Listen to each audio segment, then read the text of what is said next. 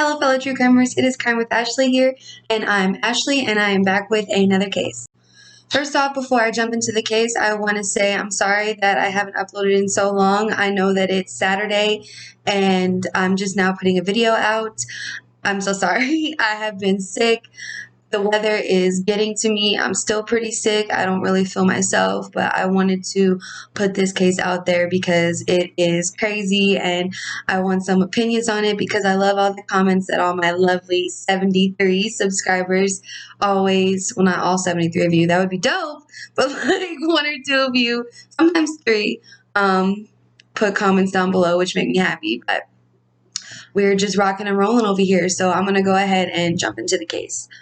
So on December 20th, 1984, there was a little girl named Janelle Matthews who went to Franklin Middle School in Greeley, Colorado, and she sang in the choir on December 20th, 1984 at Into West Bank of Denver, and she got home, and she was home alone that night, and she was somehow, and I'm going to tell you how it's been thought it happened, but she was somehow forced out of her house with no forced entry at the door. The front door was left wide open, and the TV was left on, and her shoes were right by the door. So there was footprints in the snow leading up to the door, but that is it. That is all that was there. So a little bit about Janelle Matthews was she was super friendly, super nice. She had a lot of friends. People said that she was always smiling. She was born February 9th, 1972 in Santa Barbara, California. And when she passed, she was in Greeley, Colorado. And she went to Franklin Middle School in Greeley, Colorado, where she was in choir.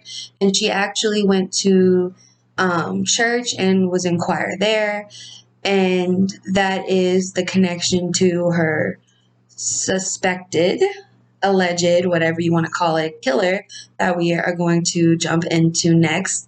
And I don't really like him at all. His name is Steve Pankey. And he actually ran for a spot in his local office. I couldn't really find exactly what it was for, but he ran for it. And according to local media, he ran because he wanted to be a voice for those less fortunate and that needed somebody to speak for them.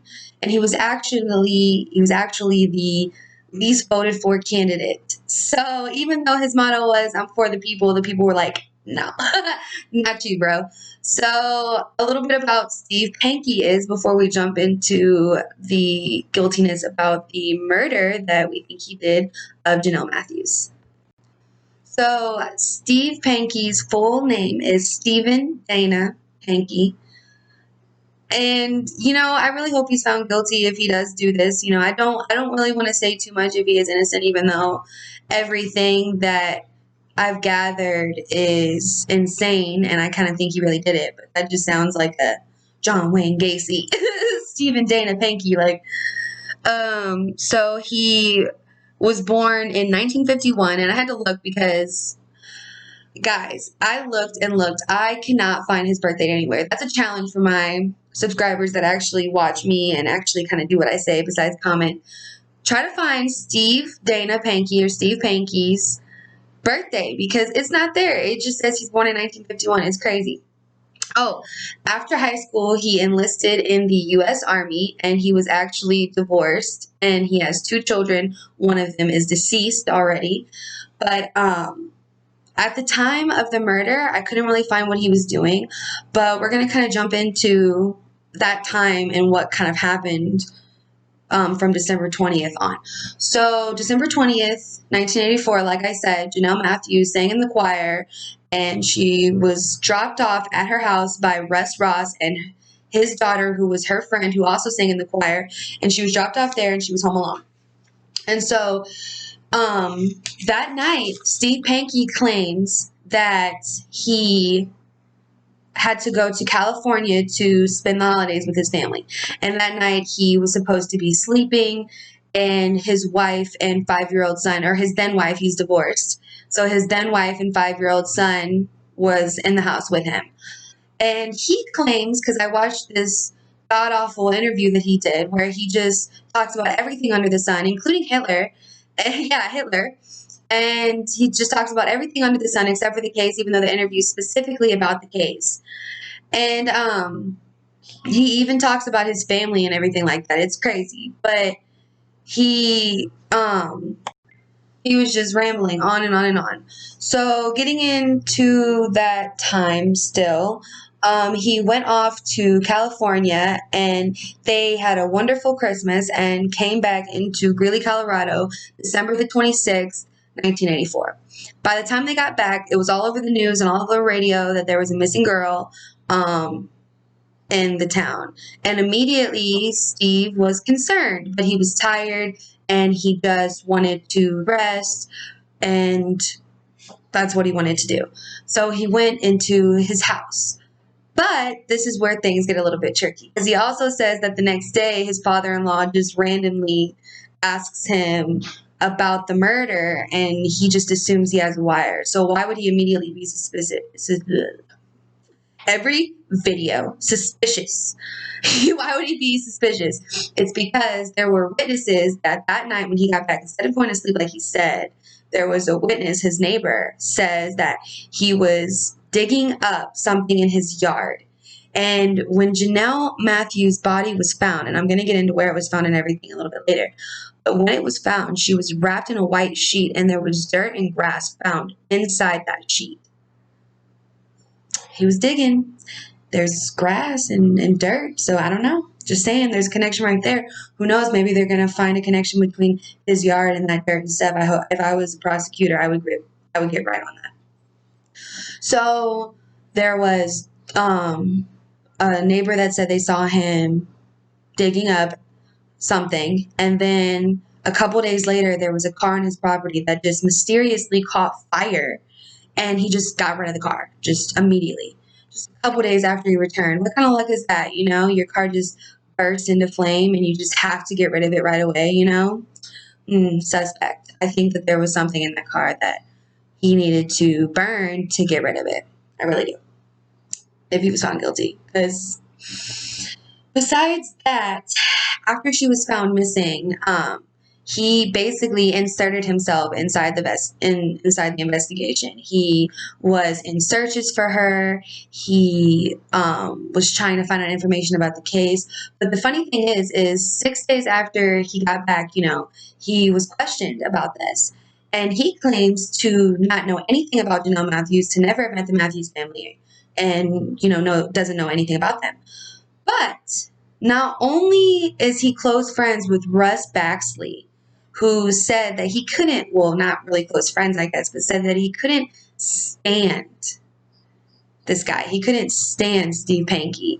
That in church, he was actually went to the same church as all of them. They all went to the same church. And Steve Pankey actually had been petitioned to be thrown out of church a few years before all this happened.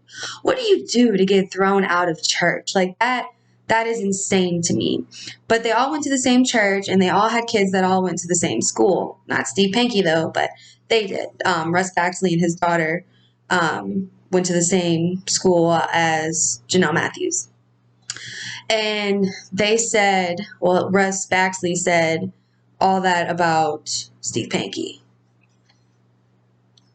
Before I forget, another thing that happened in church that's real creepy. A few months after she was found, a few months after her disappearance, his wife actually told investigators when they interviewed her that when the preacher, for some reason, said that she was found safe and sound, that he had got some false information that Janelle Matthews was safe and sound, Steve Pankey was heard by her whispering under his breath, "False prophet." Like, that was one. So investigators were like, okay. And then when they interview him, like I said before, he said that he had no idea who they were. But not only did he go to the same church as they did, because even though there was a petition to throw him out, he still went there. He went to the same church as them. He had friends whose kids went to Franklin Middle School, where many witnesses said Steve Pankey was known to sit down in his car and watch girls go home. Bear in mind, he claims that even back in this day, he was LGBTQ, that he was gay. Even though he had a wife and a child, 2 children, but even though he had a wife and 2 children eventually, but a wife and a child, he claims to be homosexual back then, and he says that he is gay right now, and that he has been gay his whole life. And that is why police are picking on him and making all of this up.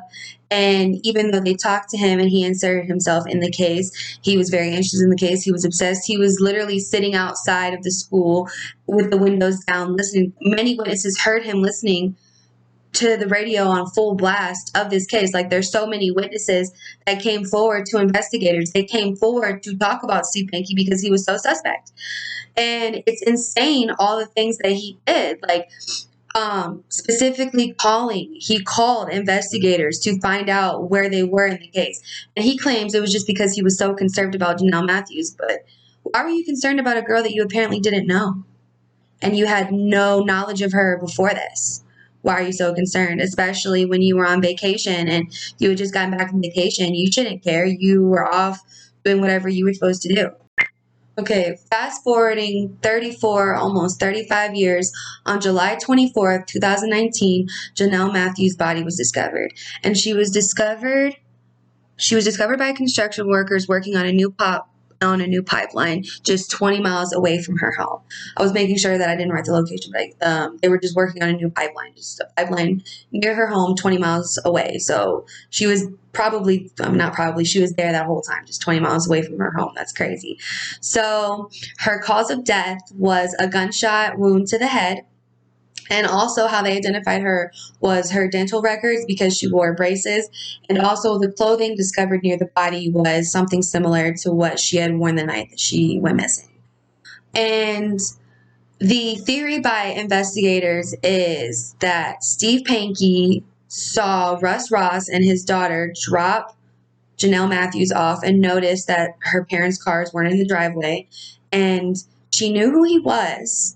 So, because, he'd been to church with her and seen her in choir, and, how could you not see somebody singing in the choir? You're going to know their face. And, he was seen sitting outside her school, but they think he went up to her door, and her shoes and sweater were sitting by the door by the heater, like she had just taken them off. And she opened up the door, and he had a gun, and he forced her out of the house by gunpoint, and her cause of death was a gunshot wound to the head. Now, it hasn't been said that there was anything sexually wrong with her body, but then again, the remains were just found last year, and that was 30 years ago. So I don't think that they're going to really find much, but he voluntarily gave a DNA sample, and the DNA sample that he gave didn't match the body. However, somebody said that he possibly could have faked the DNA sample, because when he was given a polygraph test, he actually failed the polygraph test, because as soon as Janelle's remains were discovered, their number one suspect, Steve Pankey, was immediately called in for questioning and immediately arrested, because he was suspect. And the most suspect thing of all, though, is the reason why he was just now arrested last month and indicted for kidnapping and murder was because when he was finally arrested that first time, he said that he wanted immunity for information about the case. And he knew about information that was not released to the public. Like, there was a rake at the crime scene. Like, how would you know there was a rake at the crime scene? And how was there even a rake at the crime scene, Like, did he bury the rake? Did he bury the rake with the body? But apparently that was something that wasn't released public, and that's like the only detail that was released so far, because this is an ongoing investigation. He has just been arrested. He still has to go through his trial. But it is really suspect that when he was arrested recently, this last month, that he said for immunity, he'll give information about the case. Well, no, honey, boo-boo. They already have the body. You're obviously the one who did it. They're not going to give the killer immunity. That's just not going to happen. So I hope that he doesn't get what he wants. And yeah, that is pretty much everything about the case, you guys.